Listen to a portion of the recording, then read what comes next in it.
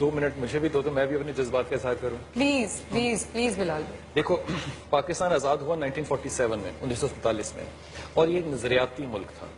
جی 14 مئی کو پاکستان ہوا اگست میں 14 اگست یہ ہوا 14 مئی میں. 14 مئی کو 1948 کو رات کو 10 بجے چند یہودیوں نے یہ فیصلہ کیا کہ ہم ہولوکاسٹ آپ کو پتا ہے ہٹلر نے کیا تھا. بالکل بالکل. وہ 6 لاکھ اس نے یہودی مارے تھے اور ہٹلر نے جہاں یہ یہودی مارے تھے وہ یورپ کی جگہ ہے. اگر یہودیوں کو بدلہ لینا تھا تو وہ یورپ سے لیتا. انہوں نے 14 مئی کو یہ فیصلہ کیا کہ ہم فلسطین کے اندر جائیں گے اور اپنی ریاست کا قیام کریں گے. اور 14 مئی 1948 کو جب انہوں نے فیصلہ کیا اس وقت یونائٹڈ نیشن کا جو اجلاس ہے وہ ہو رہا تھا اور اس کے درمیان میں رشیا اور امریکہ نے کنڈول کیا اس بات کو کہ یہ جو بات کہہ رہے ہیں وہ بالکل ٹھیک ہے. یہ بات اہم نہیں ہے. اس کے بعد 67 میں اور 71 کے اندر جتنا خون بہا اس کا بھی میں ذکر نہیں کرتا. میں ایک اور طرف بات لے کے جاتا ہوں.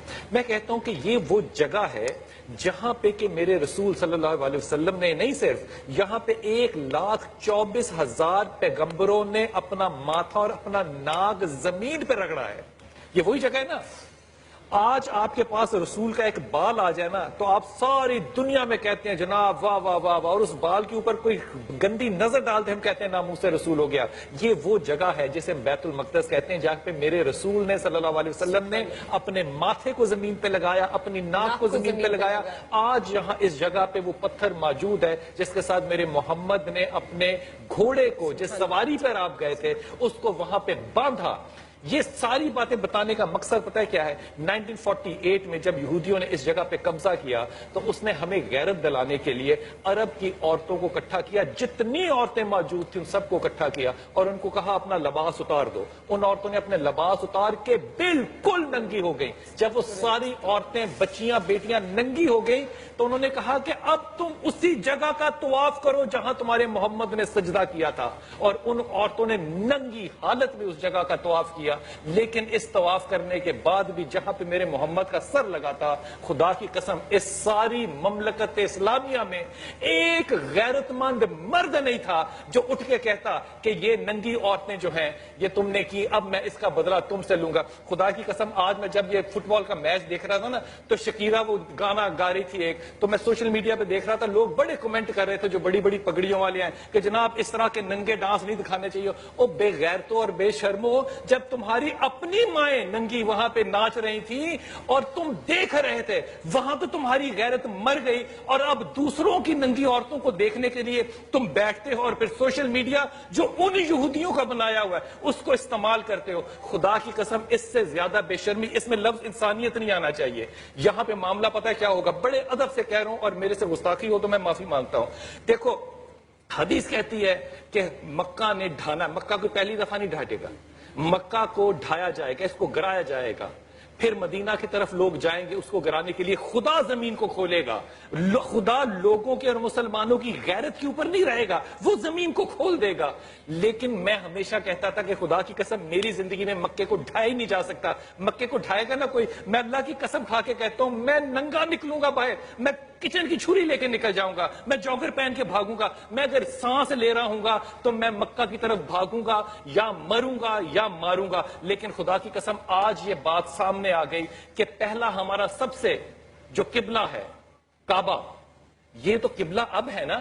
یہ وہ جگہ ہے جہاں پہ مسلمانوں نے کئی مہینے سجدے کیے. آج وہاں اگر یہ ہو رہا ہے تو کعبہ کو ڈھٹتے ہوئے بھی ہم اسی طرح دیکھیں گے جس طرح آج وہاں ننگی عورتوں کے مجرے کروا رہے ہیں وہ اور مسلمان عورتوں کی غیرت کو پامال کر رہے ہیں اور مسلمان مردوں کی غیرت پامال نہیں ہو رہی. ہم کردار میں انسانیت کے خلاف نہیں ہیں. ہم انسانیت کے ہجڑے بن چکے ہیں. ہم غیرت کے ہجڑے بن چکے ہیں. اب اگر ہم سے کوئی توقع کی جا رہی ہے تو خدا کی قسم اب اس سے میں کہتا ہوں امام مہدی آئیں تشریف لائیں تو یہ کوئی بات بن سکتی ہے. جس قدر بے شرم ہو چکے ہیں نا خدا کی قسم کھا کے کہہ رہا ہوں اگر مجھے کوئی گالی دے گا میں ہو سکتا ہے برداشت کر لوں.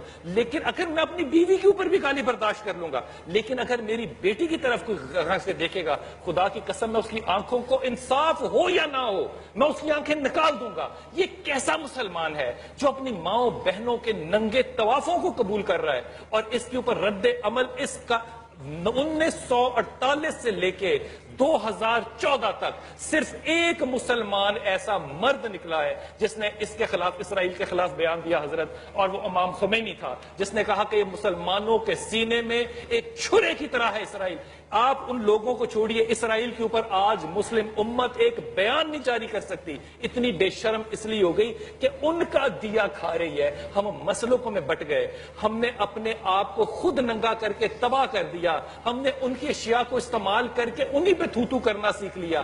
آج جس جگہ پہ ہم کھڑے ہیں، خدا کی قسم یہ کہتے ہوئے کہ ہم بھی مسلمان ہیں اور وہ فلسطینی بھی مسلمان ہے جو اس وقت پتھر مارتا ہے اور اس کو آگے سے گولی مار لگتی ہے، خدا کی قسم مجھے شرم آتی ہے اور حیا آتی ہے۔ میں وقفے پہ جانے سے پہلے میں اس بچے سے جو آج ماں کے پیٹ میں تھا اور اس ماں کو اس کے ماتھے پہ گولی ماری گئی، میں اس بچے کا شکریہ ادا کرتا ہوں کہ خدا کا شکر ہے وہ بچہ اس دنیا میں نہیں آ سکا۔ اگر وہ اس دنیا میں آتا تو وہ مجھ جیسے بے شرم اور بغیرت مسلمان کو دیکھ کے شرمندہ ہوتا اور کچھ نہ کر سکتا۔ میں اس بچے کو سلام کرتا ہوں کہ تو اس دنیا میں نہیں آیا، کیونکہ یہ دنیا اس قابل نہیں تھی کہ تو اس دنیا میں آتا اور مجھ جیسے ایک غریب اور فقیر کو شرمندہ کرتا۔ وقفہ لیجئے، واپس آتے ہیں۔